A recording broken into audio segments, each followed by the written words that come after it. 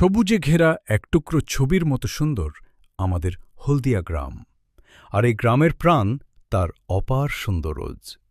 ভোর সকালে যখন কুয়াশার চাদর সরিয়ে সোনালি রোদ এসে পড়ে ধানক্ষেতের শিশির বিন্দুতে, তখন পুরো গ্রাম যেন এক নতুন আলোয় জেগে ওঠে।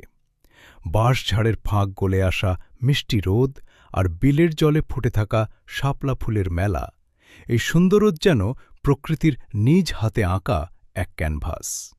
বিকেলের সোনাঝরা আলোয় যখন দিগন্তজোড়া ক্ষেতের ওপর বাতাস খেলা করে আর দূর আকাশ থেকে পাখির ঝাঁক আপন নীড়ে ফিরে আসে, তখন থমকে দাঁড়াতে হয় এই রূপের প্রেমে পড়ে।